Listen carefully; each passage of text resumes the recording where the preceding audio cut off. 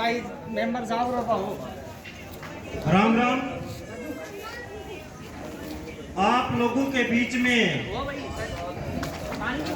आम आदमी पार्टी हरियाणा प्रदेश के अध्यक्ष और इंडिया गठबंधन के उम्मीदवार डॉक्टर सुशील गुप्ता जी की पुत्री मनीषा गुप्ता जी पहुंच रही हैं और उनके साथ आपके रादौर के विधायक बीएल सैनी जी पहुंच रहे हैं। कुछ ही बार में आप लोगों के बीच में होंगे। उससे पहले मेरा आपसे निवेदन है कि मैं पाटना विधानसभा से ताल्लुक रखता हूं और रादौर के अंदर हमारी विधानसभा में ड्यूटी लगी हुई है।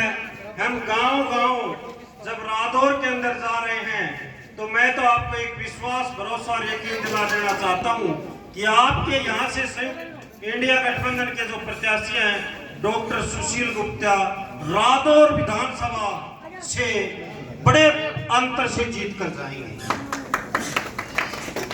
क्योंकि आपका ये सौभाग्य है। मैं जिस धरती से आता हूं वो राजस्थान की छठती हुई धरती लगती है। हमारा आखिरी हल्का पड़ता है, फिर राजस्थान शुरू हो जाता है। एक महीने से मैंने कुरुक्षेत्र लोकसभा के अंदर देखा है कि जितना प्यार आप लोग दे रहे हो उस प्रत्याशी को हिंदुस्तान में कोई नहीं दे सकता। जबरदस्त सुशील गुप्ता के समर्थन में 9 विधानसभा है। 9 की 9 विधानसभा में मुझे तो ये दिखाई देता है कि रादौर के लोग 70,000 प्लस से जीत करके भेजेंगे। 70,000 प्लस से अकेले रादौर विधानसभा की है। मैं यमुनानगर से पुरली साइड के जितने गांव थे 10-12 तो शिमला से छठे गांव दूंगा, प्रत्येक गांव के अंदर मैं गया हूं। मैं रादौर विधानसभा के करीब 50 गांव के अंदर तो जा चुका हूं। इतना जबरदस्त माहौल है। थोड़ा सा आप चोटा और मारो, क्योंकि ये जो गड़बड़ मशीन में बताओ 5-10% इसमें और खत्म कर दो। ऐसे पिछला जो गांव था उसके अंदर भी करीब 400, 450, 500 के करीब व्यक्ति वहां मौजूद थे। बड़ा सौभाग्य है। और आपको मैं एक और बात बता दूं कि ये जो सुशील गुप्ता है ये बड़ा नरम स्वभाव का आदमी है। ऐसा सांसद हिंदुस्तान में नहीं मिलेगा।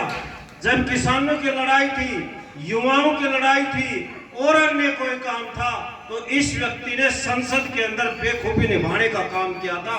हम टेलीविजनों के अंदर देखा करते थे। और जब वो दिन भी याद होगा कि संजय सिंह और सुशील गुप्ता और डीएन गुप्ता जब ये 3 सांसद थे तो राज्यसभा की जो कार्रवाई चल रही थी तो संजय सिंह ने इन्होंने वहां स्पीकर के जाकर जो स्पीकर तोड़े थे वो पूरे देश ने देखा था। वो जनहित में काम किया था, न कि वो कोई। इसलिए आप जबरदस्त जोर लगाओ। बहुत कम समय है। 23 तारीख को 6 बजे प्रचार बंद हो जाएगा। 24 को नहीं 25 को वोट पड़ने हैं।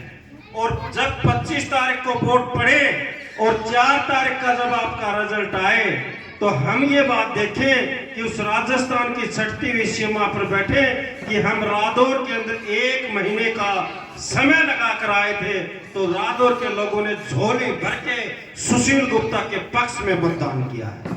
सब सहमत हो इस चीज पर? सभी हाथ खड़े करके विश्वास दिलाओ भाई। देखो देख लो भी सारे साथी, इतना जबरदस्त माहौल है इस गांव के अंदर।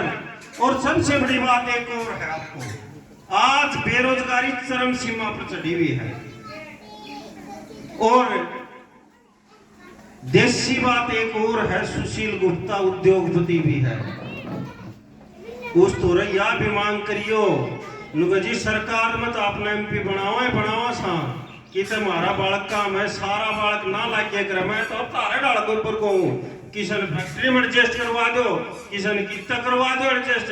सरकारी तो दो नौकरी, उसका साथ इसको एडजस्ट कराने का भी इस व्यक्ति के अंदर जज्बा है।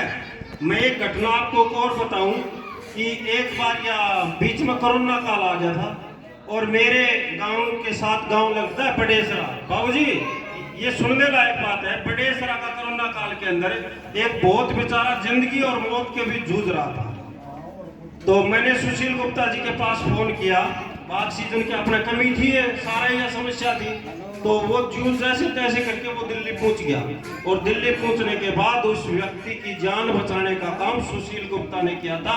अगर वो उस वक्त हमारे हरियाणा प्रदेश के ये प्रभारी हुआ करते थे आम आदमी पार्टी के, तो ऐसे व्यक्ति, ये राजनीतिक कम है, सामाजिक ज्यादा है। शिक्षा के क्षेत्र में, उद्योग के क्षेत्र में, इन्होंने शिक्षा के क्षेत्र में कई यूनिवर्सिटियां हैं इनकी, जैसे अपने हरियाणा के अंदर कबलाना के अंदर है, 84 किले के अंदर इंजीनियरिंग कॉलेज है। ये चाहते हैं कि मेरे हरियाणा प्रदेश का आदमी पढ़ लिख कर, और इस पार्टी में मैं 2017 में आया था। आपके सामने ये बता देता हूं कि इनकी एक इच्छा होती है, अमीर का बेटा भी उसी टेबल पर पढ़े और गरीब का बेटा भी उसी टेबल पर पढ़े। समानता का काम करने का कोई जज्बा रखता है तो वो सुशील गुप्ता जी रखते हैं। तो मैं तो आपसे यही निवेदन और यही प्रार्थना करने आया था